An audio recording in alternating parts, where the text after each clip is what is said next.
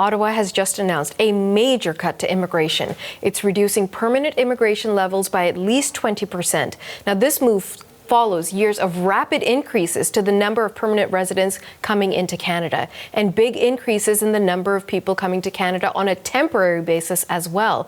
Prime Minister Justin Trudeau made the announcement earlier in the day.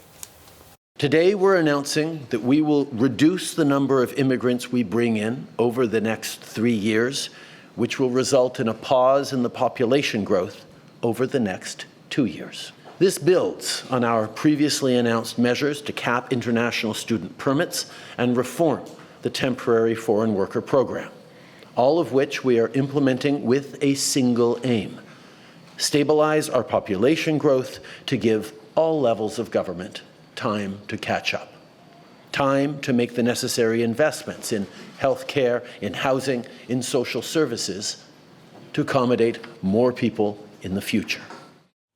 Now, following this story for us is CBC's Janice McGregor at our Parliamentary Bureau in Ottawa. Janice, what more can you tell us about the government's immigration reduction? Trudeau acknowledged right off the bat in his remarks that they haven't always got the balance right. This is viewed as a course correction, one that we knew was coming when these new levels were tabled in the House of Commons today. They previewed this over the summer. Marc Miller has been saying for some time now that as economics and social circumstances warrant, they would be revising these figures. Still, I think it's the scope of it that is really attracting the attention.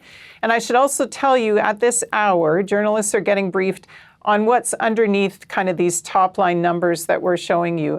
Because depending on how they're adjusting the different categories of permanent residency, we will be better able to judge, frankly, whether the balance now is prioritizing the things that they said it would. I'll walk you through sort of kind of the top lines of this announcement so far, though.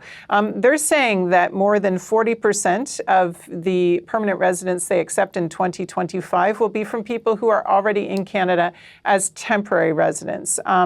It'll be interesting to see the reaction of groups who have been talking about how recent changes to the rules for international students, for example, are unfair, how they react to that proportion in this new plan. They're also talking a lot about prioritizing economic immigration, really wanting to respond to labor market needs. Of course, if you are a country that is not focused on trying to attract the best and the brightest and line up the people coming in with your own workforce needs, you would really question whether you aren't, working against your own self in terms of your economy. Marc Miller, though, in the news conference today, made the point that in the Trudeau government's view, their approach, the more open approach they've had, was responsible for a lot of economic growth and, in fact, kept Canada out of recession, which is a bit of a shot at people who believe that a lot of economic problems right now are as a result of too much immigration. The flip side of that is that it has driven growth, even if it did go too far and now needs to be cut back. A couple of other numbers for you. They're talking about 62% of the total permanent resident allocation going to economic class with a focus on healthcare and the trades. We know that's where the labor shortages are in this country. As far as family reunification is concerned, apparently going forward from 2025, nearly 24% of the overall permanent resident admissions will be allocated to family class immigration. Of course, there's always huge waiting lists in that category. And again, as we get the specific numbers underneath the numbers, if you will, the specific breakdowns, everyone's going to be crunching kind of exactly where the cuts are falling in what proportion going forward. So more details to come, but the politics of this obviously very serious.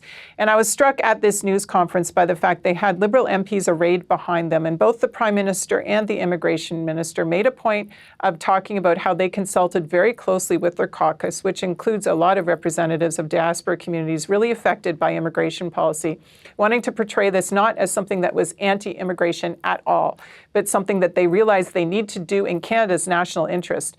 Miller also talked specifically about something that was in his mandate letter, which was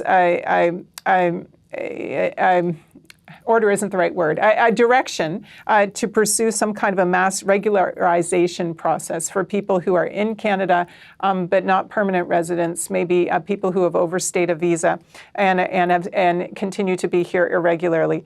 He said there's no consensus right now on proceeding with that and acknowledged he can't fulfill that part of his mandate letter, aside from some specific programs they have going in an area like healthcare, for example. And he spoke very frankly about how difficult this is and how he knows that this could be seen as breaking a promise to people who believe the Liberals would take stronger action there to help those sometimes vulnerable people in our workforce. Nevertheless, he's acknowledging that there is just not the consensus right now that the government can proceed with that and that they have a way to do that appropriately and inside current rules. So I found that very interesting at a moment where we know the social consensus about immigration being a net benefit to Canada as opposed to something that harms people economically is very much fragile. And pollsters are telling us that, and politicians too, latching on to the shifting, if you will, attitudes in Canada. And so even as they look at the economic stats and talk about progress in some areas, they're also keeping an eye on those more qualitative factors as well.